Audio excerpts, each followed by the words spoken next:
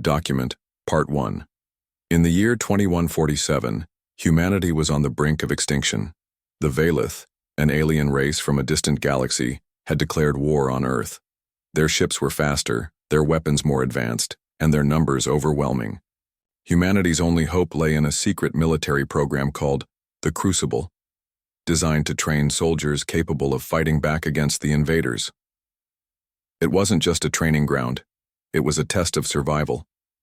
Only the strongest, smartest, and most resilient would make it through. Everyone else would be left behind. Laura Bennett stood at the edge of a massive hangar bay, her heart pounding as she looked around at the other recruits. There were hundreds of them, all dressed in identical gray uniforms that made them look like faceless drones. She tightened her grip on the strap of her duffel bag, feeling small and out of place.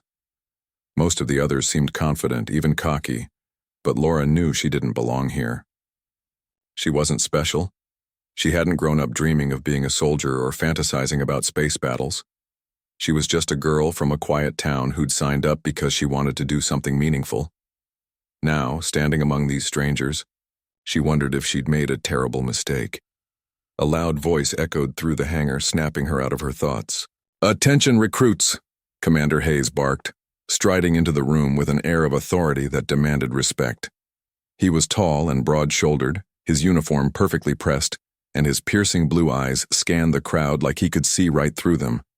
The chatter died down instantly as everyone snapped to attention. "For those of you who don't know me," Hayes began, his tone sharp and commanding, "I am Commander Hayes, and I run this program. You are here because we believe you have potential. But let me make one thing crystal clear.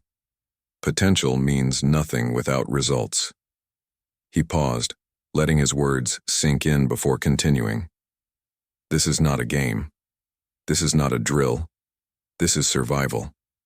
By the time you finish the Crucible, 98% of you will be gone." A murmur rippled through the group. Some recruits shifted uncomfortably, while others exchanged nervous glances. 98%?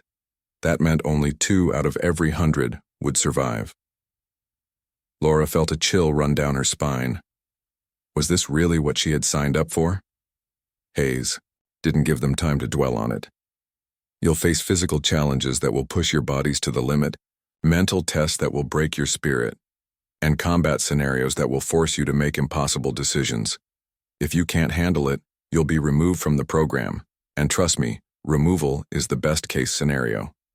He stepped closer, to the front row, his gaze sweeping over the recruits. "Now let's hear from some of you. Who thinks they're going to make it?" A few hands shot up immediately, eager to prove themselves. Hayes smirked. "Confidence is good, but arrogance gets you killed. What about you?" He pointed at a young man near the middle of the group. "What's your name?" "Ryan Cole." "Sir," the recruit answered loudly, standing straighter. "And do you think you'll survive, Mr. Cole?" "Yes, sir. Absolutely." Hayes nodded, then moved on, stopping in front of Laura. She froze, caught off guard by his sudden focus on her. "And you?" he asked, his voice cutting through the silence. "What's your name?" "Laura Bennett, sir," she stammered, cursing herself for sounding so unsure. "Ms. Bennett," Hayes said, drawing out her name slowly. "Do you think you'll survive?" Laura hesitated, her mind racing. Did she think she could survive? The odds were stacked against her. She wasn't the strongest or the fastest. She didn't come from a family of soldiers or have any experience beyond basic training. But giving up wasn't an option. Not now. Not ever. Finally, she met his gaze and spoke clearly. "I'm not here to play the odds. I'm here to change them." The room fell silent. For a moment, no one moved or spoke. Then Hayes raised an eyebrow, a flicker of interest crossing his face. "Interesting," he said simply, turning away without another word. As the briefing continued, Laura couldn't shake the feeling that everyone was watching her. Some looked impressed, while others sneered, clearly thinking she was delusional. One recruit, a muscular guy named Jake Miller, gave her a subtle nod of approval. She didn't know why, but it made her feel a little less alone. Later that evening, after the first day's activities had ended, Laura sat alone in the barracks, staring at the blank wall in front of her. Her mind replayed Hayes's words over and over again. 98% wouldn't survive. That was almost everyone. Could she really defy those odds? Or was she just setting herself up for failure? She thought about her hometown, the people she'd left behind, and the reason she'd joined in the first place. She hadn't come this far to quit. No matter how hard it got, no matter how impossible things seemed, she would keep going. Because, deep down, she believed in something bigger than herself, something worth fighting for. Little did she know, her journey was only beginning, and her response to Hayes's question would soon become the spark that ignited a fire within her, and within everyone around her. Document, Part 2. The next morning, Laura woke up before the alarm sounded. The barracks were still dark and quiet, except for the soft snores of other recruits. She lay on her bunk, staring at the ceiling, trying to prepare herself mentally for what was ahead. Yesterday's words from Commander Hayes echoed in her mind. 98% of you will be gone.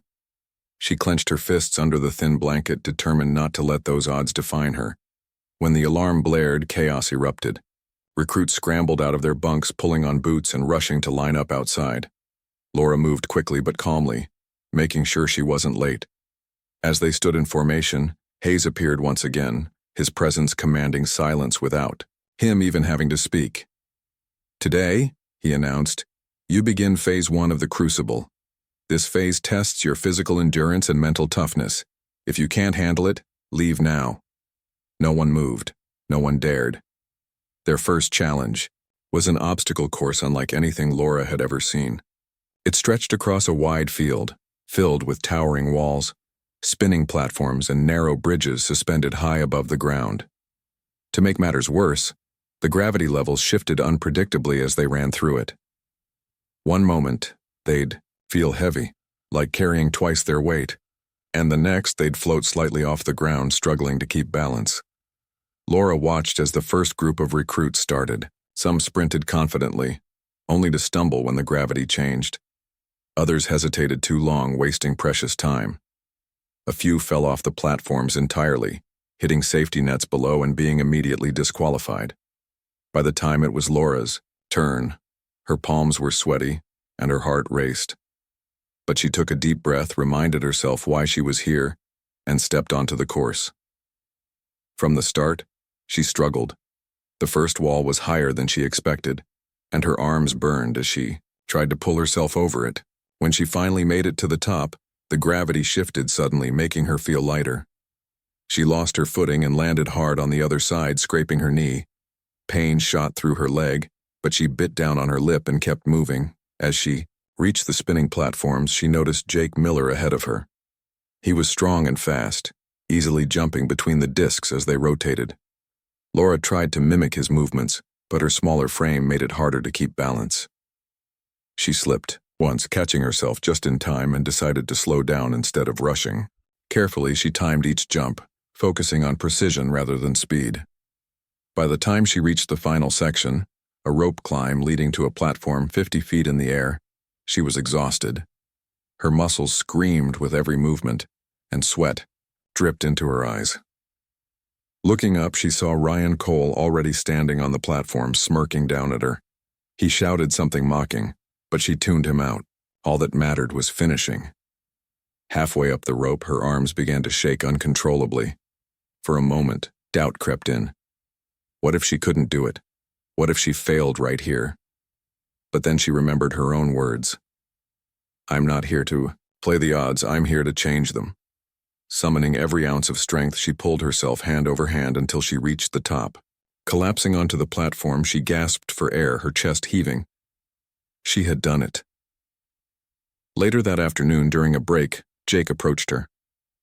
You're tougher than you look, he said, sitting beside her on a bench. His voice was friendly, but there was a hint of curiosity in his tone. Most people wouldn't have made it up that rope after struggling so much earlier. Laura shrugged, still catching her breath. I don't give up easily. Jake nodded, studying her. Good. You'll need that attitude if you want to survive this place. I've been watching you. You're smart about how you approach things. That's rare around here. For the first time since arriving, Laura felt a flicker of hope. Maybe she wasn't completely alone in this. Thanks, she said quietly. I could use all the help I can get. Over the next few days, the challenges grew more intense. They trained in zero-oxygen environments, learning to hold their breath while completing tasks underwater. They endured hours of running in extreme heat, followed by freezing temperatures, and every night they faced psychological evaluations designed to push their minds to the breaking point. Laura didn't excel at everything. In fact, she failed several tests outright. During one exercise, she misjudged the timing of a gravity shift and fell off a ledge, landing painfully on her side. Enoth. Document. Part 3. Weeks passed, and the intensity of the crucible only grew stronger. Laura's body ached constantly, her muscles sore from hours of physical training, and her mind felt stretched thin from endless mental tests. But she kept going. Each day brought new challenges, and though she didn't always succeed, she learned something valuable from every failure. Slowly, she was starting to find her rhythm. One morning, Commander Hayes gathered the recruits in the main hangar. His expression was unusually serious, and the usual chatter among the group died down quickly. Today, he announced, you'll face one of the most difficult simulations yet. It's designed to test your ability to think under pressure and work as a team. You'll be placed in a collapsing space station with limited time to escape. Your objective is simple: rescue as many stranded crew members as possible before the station implodes. The recruits exchanged nervous glances. This wasn't just another obstacle course. It sounded dangerous, even if it was only a simulation. Laura swallowed hard, trying to steady her nerves. She had never been great at high-pressure situations, but she reminded herself that this was part of the process. If she wanted to survive, she had to push through. The simulation began moments later. Laura found herself standing in a dimly lit corridor, alarms blaring and emergency lights flashing red. Smoke filled the air, making it hard to see or breathe. Around her, other recruits scrambled, some panicking while others tried to take charge. Laura forced herself to stay calm, focusing on the task ahead. "Stick together," Jake shouted, his voice cutting through the chaos. He gestured for the group to follow him, and Laura fell into step beside him. They moved quickly but carefully, checking each room they passed for survivors. The first few rooms were empty, but in the fourth they found 2 virtual crew members huddled together, their faces pale with fear. "We need to get them out now," Ryan barked, grabbing one of the crew members roughly. Laura winced at his lack of care but didn't say anything. Instead, she helped the second crew member to their feet, guiding them toward the exit. As they made their way back to the main corridor, the simulation intensified. The floor beneath them shook violently, and a loud metallic groan echoed through the station. "Hurry," Jake urged, glancing over his shoulder as debris rained down behind them. Laura tightened her grip on the crew member she was helping, urging them to move faster. They reached a junction where the path split into 2 directions. One led straight to the escape pod bay, while the other veered off toward an area marked with a warning sign. "We don't have time to check both paths," Ryan snapped. "Let's head to the pods." But Laura hesitated. Something about the warning sign caught her attention. "Wait," she said, stepping forward. "What if there are more people down that hallway? We can't just leave without checking." Ryan rolled his eyes. "You're wasting time. If we don't get to the pod soon, none of us will make it out alive." Jake stepped between them, his tone firm but calm. "Laura's right. We can't assume everyone's already safe. Let's split. Up one group heads to the pods and the other checks the side corridor. That way we cover all our bases." Ryan opened his mouth to argue, but before he could say anything, the ground trembled again, louder this time. "Fine," he growled. "I'll take the pods. The rest of you can risk your lives if you want." Without waiting for a response, he grabbed one of the crew members and ran toward the pod bay. Laura watched him go, shaking her head. Then turning to Jake, she nodded. "Let's go. The side corridor was narrow and cluttered with fallen equipment. Every step felt like a gamble, the walls creaking ominously around them. Just as Laura began to wonder if they'd made a mistake, they heard faint voices calling for help. Following the sound, they discovered 3 more virtual crew members trapped behind a collapsed bulkhead. "There's no time to clear this," Jake muttered, inspecting the wreckage.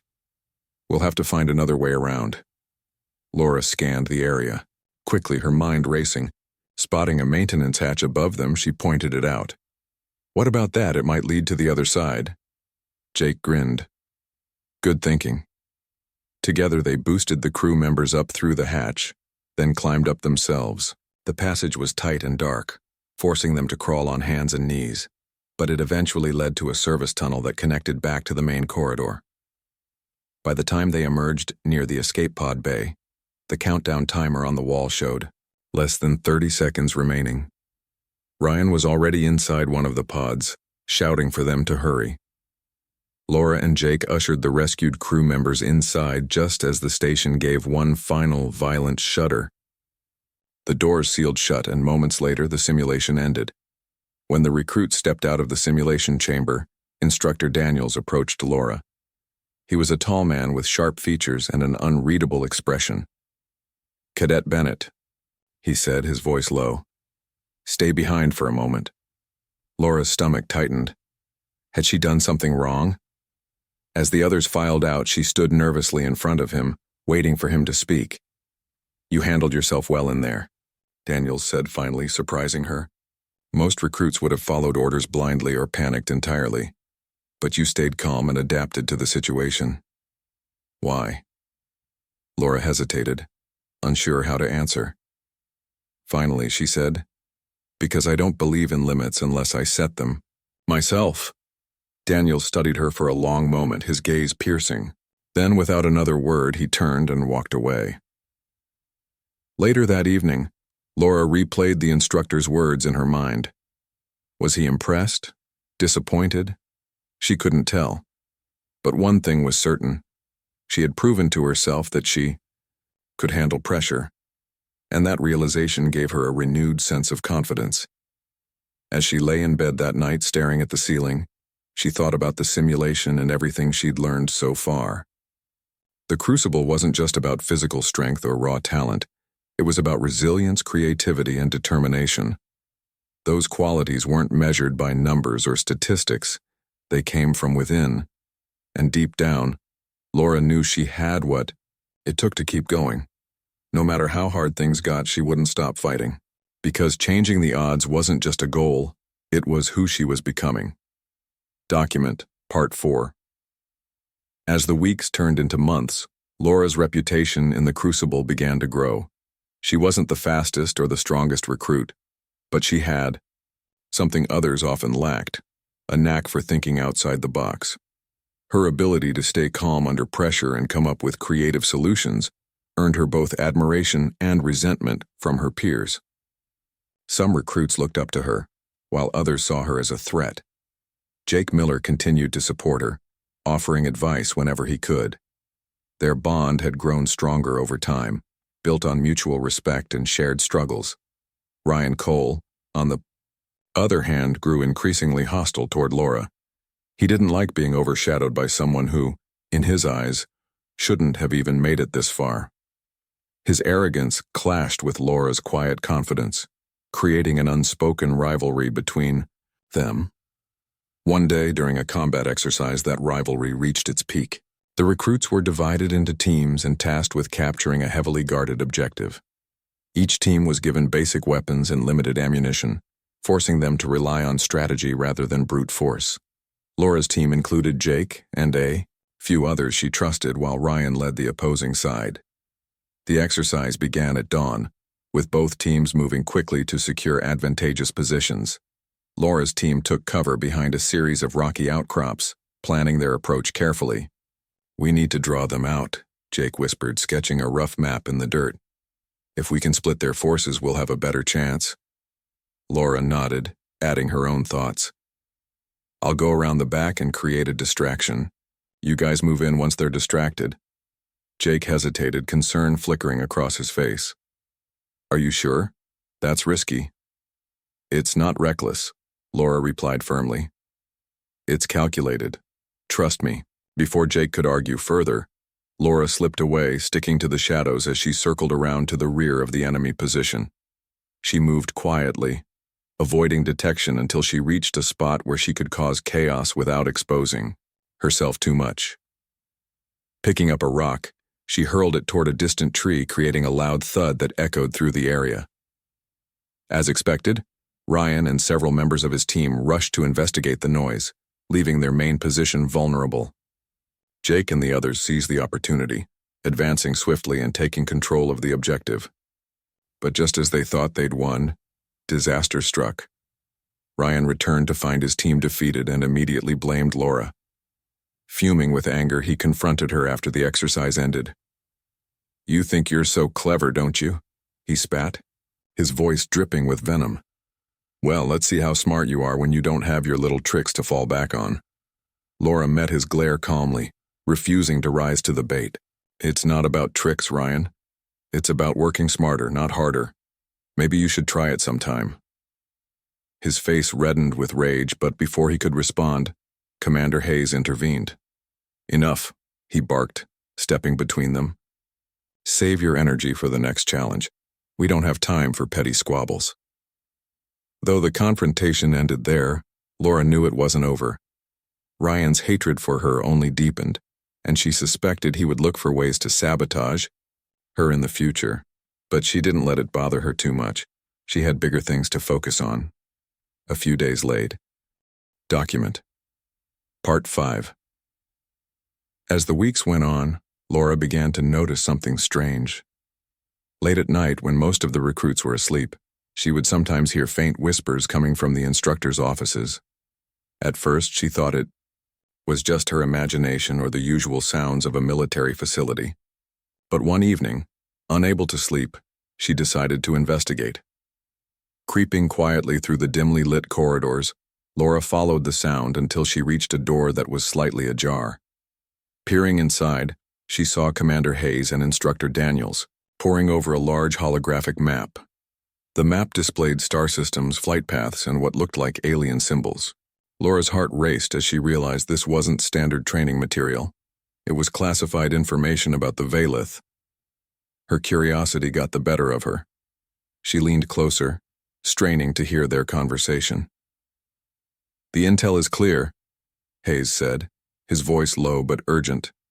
"They're not attacking us out of aggression. Their homeworld is dying and they're searching for refuge. Our leaders know this, but they've chosen to frame it as an invasion." Daniels nodded grimly.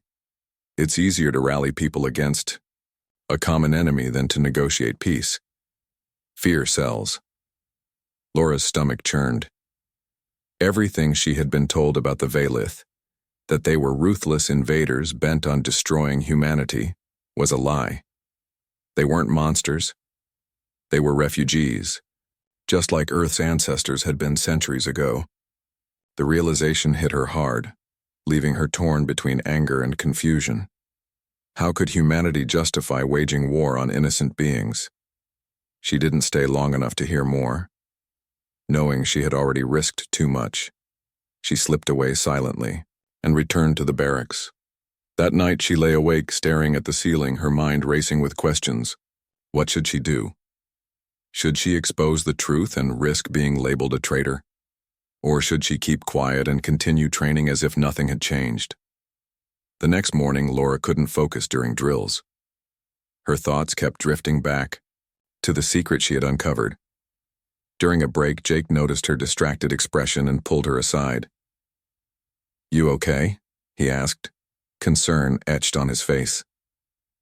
Laura hesitated, unsure if she could trust him. But Jake had always been there for her, offering support when no one else did.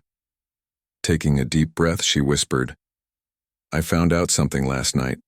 Something big." Jake's brow furrowed. "What kind of something?" "The Valith. They're not attacking us because they hate us. Their planet is dying and they're looking for a new home. We're fighting them for no reason." Jake's eyes widened in shock. For a moment he didn't say anything. processing what she had just told him. Finally, he spoke. "Are you sure about this?" "I heard it myself," Laura replied. "Hayes and Daniels were talking about it. It's all a lie. They're using fear to control us." Jake rubbed the back of his neck, clearly troubled. "If you're right, then this changes everything, but if you tell anyone, they'll come after you. You know that, right?"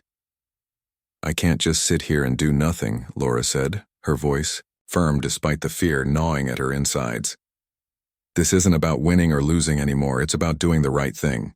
Jake sighed, running a hand through his hair. "Then I'm with you. Whatever happens, we'll figure it out together." Over the next few days, Laura and Jake began secretly gathering evidence to prove the Valeth's true intentions. Using Jake's technical skills, they hacked into restricted databases, downloading intercepted communications and classified reports. Each piece of information confirmed what Laura had overheard. The Valeth weren't invaders. They were survivors, desperate for a second chance. But their efforts didn't go unnoticed. One evening, while accessing a secure terminal, Laura accidentally triggered an alert. Within minutes, alarms blared throughout the facility, and guards swarmed the area. Thinking quickly, Jake erased their tracks and shoved Laura toward the war exit. "Go," he urged. "I'll hold them off." "No," Laura protested, unwilling to leave him behind. "We stick together." "There's no time to argue," Jake snapped, pushing her again. "Get out of here and finish what we started. Promise me." Tears blurred Laura's vision as she reluctantly obeyed, slipping away just as the guards rounded the corner. She heard Jake shouting false confessions, taking full responsibility for their actions. Her chest tightened with guilt and grief, but she forced herself to keep moving. She owed it to him and to everyone to see this through. Alone and on the run, Laura knew she couldn't return to the Crucible. Instead, she focused on spreading the truth. Using the stolen data, she created a detailed report outlining the Valeth's plight and humanity's role in perpetuating the conflict. She uploaded it to a public server, knowing it would reach journalists, activists, and anyone willing to listen. For days, she stayed hidden, avoiding patrols and surviving on scraps. The weight of what she had done pressed heavily on her shoulders. She had betrayed her superiors, broken countless laws, and possibly doomed herself. But she also believed she had done the right thing. If even one person read her report and questioned the war, it would be worth it. Her gamble paid off sooner than expected. News outlets picked up the story, broadcasting the leaked information across the globe. Protests erupted in cities worldwide, demanding answers from government officials. People began questioning the narrative they had been fed, calling for peace talks instead of continued violence. Back at the Crucible, Commander Hayes watched the chaos unfold on a news screen, his expression unreadable. Beside him, Instructor Daniels shook his head. "Looks like your star recruit has made quite the mess." Hayes didn't respond immediately. When he finally spoke, his voice was calm but tinged with admiration. "She's resourceful, I'll give her that." Meanwhile, Laura remained in hiding, monitoring the situation from afar. She felt a mix of relief and uncertainty. The world was changing, but she knew the fight wasn't over. Humanity still had a choice to make: continue down a path of destruction, or extend a hand of peace. Though she missed Jake terribly, she held on to hope that his sacrifice wouldn't be in vain. Together they had ignited a spark, a movement toward understanding and compassion. And as long as that spark burned, Laura knew she had made the right decision. Because sometimes changing the odds meant risking everything, even yourself, for the greater good. Document Part 6. The fallout from Laura's leaked report spread like wildfire. Governments scrambled to contain the situation, issuing statements that tried to downplay the truth while accusing her of treason. Military leaders branded her a rogue operative, and her face appeared on every news channel, labeled as a dangerous fugitive. But despite their efforts, the damage was done. The world could no longer ignore the reality of the Valeth's plight or humanity's role in perpetuating the conflict.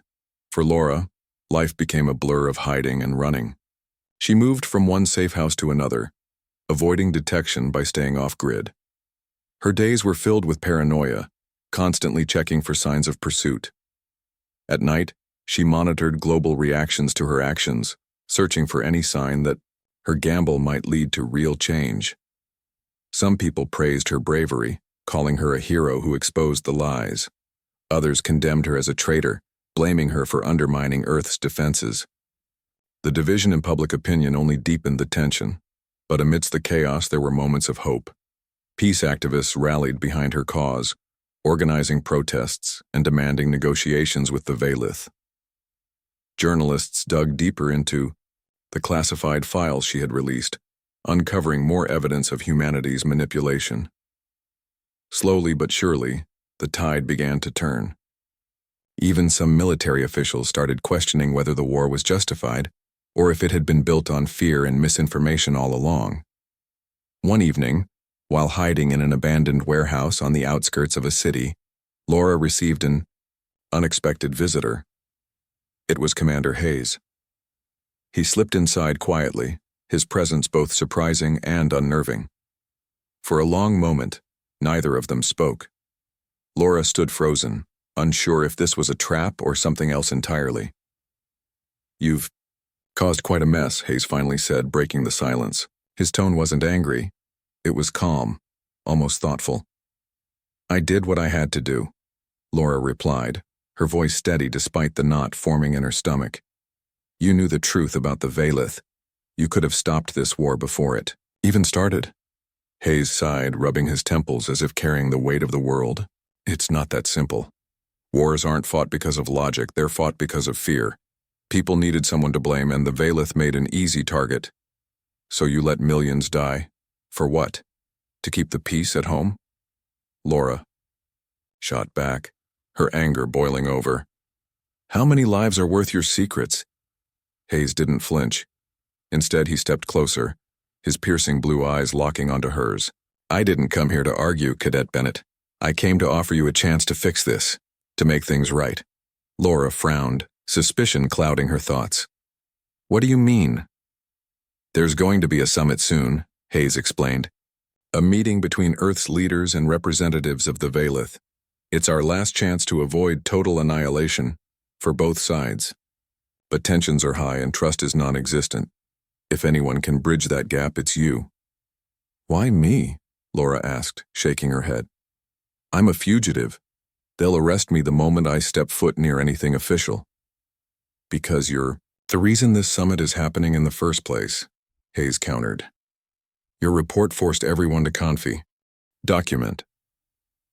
Part 7. The days following the summit were a whirlwind of activity.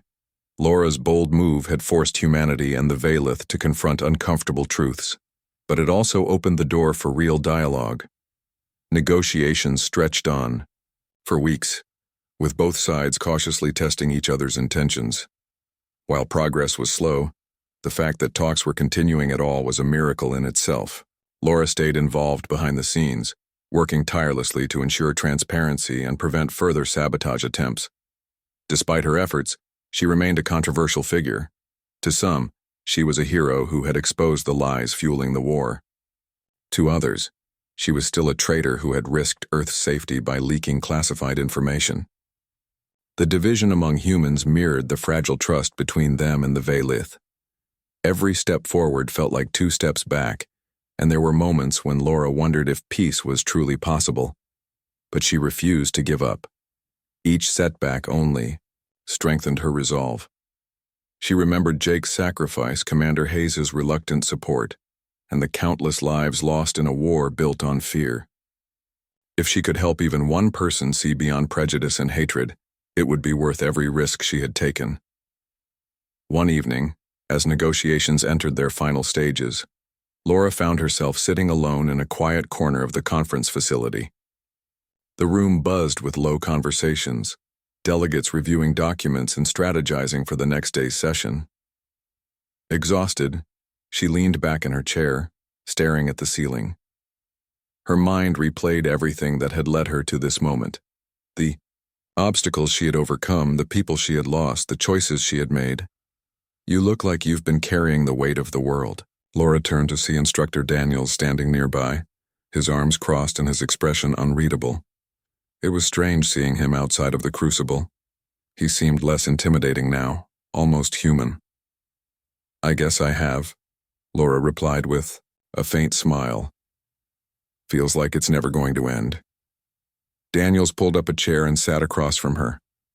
For a moment, he studied her face, as if trying to understand what drove her. "You know," he said finally, "when Hayes first told me about you, I thought you were just another recruit trying to prove herself. But now, I think you might actually change things." Laura raised an eyebrow, surprised by his words. "That's high praise coming from you." "Don't get used to it," Daniel said dryly, though his tone softened. "What you've done, exposing the truth, forcing these talks, it's not easy. Most people wouldn't have had the guts. Hell, most people would have looked the other way." "I didn't have a choice," Laura admitted. "Once I knew the truth, I couldn't stay silent. Ignoring it would have made me complicit." Daniels nodded slowly, his gaze distant. "You remind me of someone I used to know. Someone who believed they could make a difference no matter how impossible it seemed." "What happened to them?" Laura asked curiously. "They burned out," Daniel said bluntly. "Fought too hard, cared too much. In the end, they sacrificed everything. And for what? A world that didn't deserve it." His words lingered in the air, heavy with meaning. Laura swallowed hard, feeling a pang of unease. Was that her future? Would all her sacrifices amount to nothing? Before she could respond, Daniel stood up. "Just remember this. Changing the world isn't about fixing everything overnight, it's about planting seeds. Even if you don't see the results right away, those seeds will grow. Trust me, they always do." With that, he walked away, leaving Laura alone with her thoughts. His advice stuck with her, planting a small spark of hope amid the uncertainty. The final day of the summit arrived, and tensions reached a breaking point. Both sides had laid out their demands, but compromise seemed impossible. The Valith insisted on shared territory to rebuild their population, while Earth's leaders argued that giving up land would destabilize already fragile regions. Arguments grew heated, and for a moment, it looked like the entire effort would collapse. Laura watched anxiously from the sidelines, her heart pounding. This was it, the moment where everything hung in the balance. If they failed here, there would be no second chance. War would resume, and millions more would die. Summoning her courage, she approached the head negotiator for Earth's delegation. "Let me speak," she said firmly, cutting through the chaos. "Please, just give me 5 minutes." The negotiator hesitated, clearly skeptical. But after a nod from Commander Hayes, who had quietly joined the discussion, he relented. "Make it quick." Taking a deep breath, Laura stepped onto the stage, addressing both human and Valith delegates. Her voice trembled at first, but she steadied herself, focusing on the message she wanted to convey. "We're all scared," she began.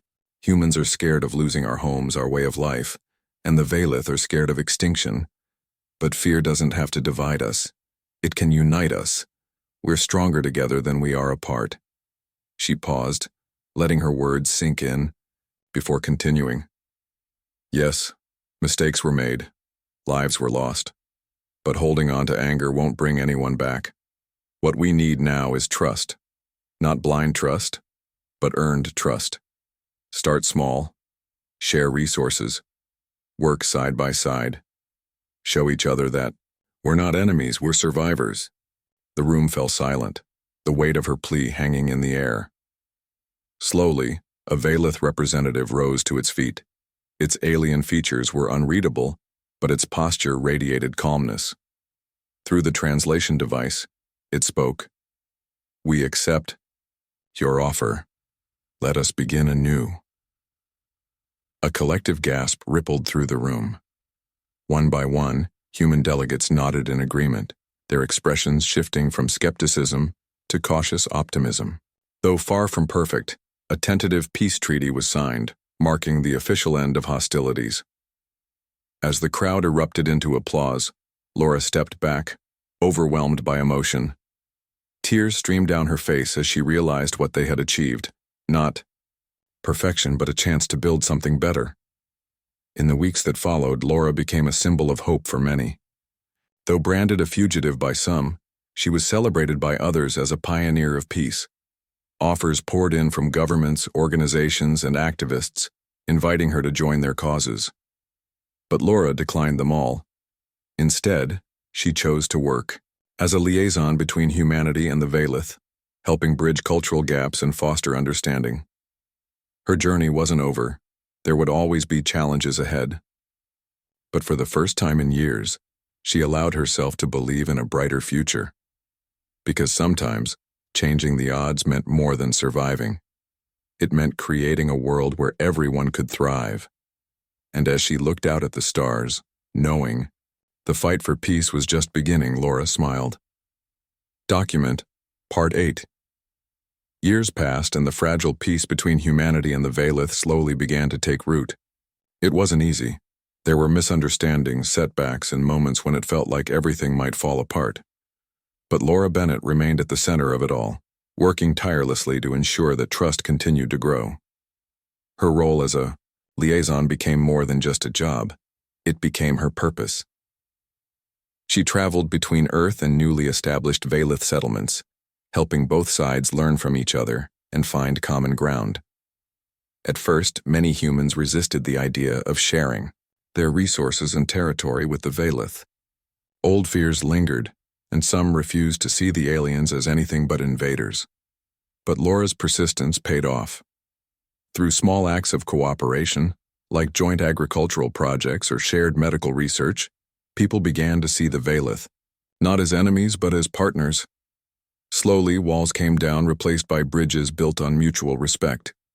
For the Veilith, adapting to life on Earth was challenging. Their biology differed greatly from humans, requiring specialized environments and food sources. Yet they proved eager to contribute, offering advanced technology and knowledge in exchange for safe haven. Together, humans and Veilith developed solutions that benefited both species, proving that collaboration could achieve what division never could. Laura's efforts didn't go unnoticed. Over time, her name became synonymous with courage and innovation. Books were written about her journey, documentaries filmed, and statues erected in her honor. Schools taught her story as an example of how one person could make a difference, even against overwhelming odds. But Laura herself remained humble. She didn't seek recognition or fame. She simply wanted to leave the world better than she had found it. One day, while visiting a newly constructed cultural center designed to celebrate human-Veilith cooperation, Laura ran into Commander Hayes. It had been years since they'd last spoken, and seeing him brought back memories of the crucible, the grueling trials, the harsh lessons, and the unspoken bond they had formed. "You've done well," Hayes said, his tone softer than she remembered. "Better than anyone thought possible. Not alone," Laura replied with a small smile. "It took all of us, humans, Veilith, even you." Hayes chuckled, shaking his head. "I didn't do much.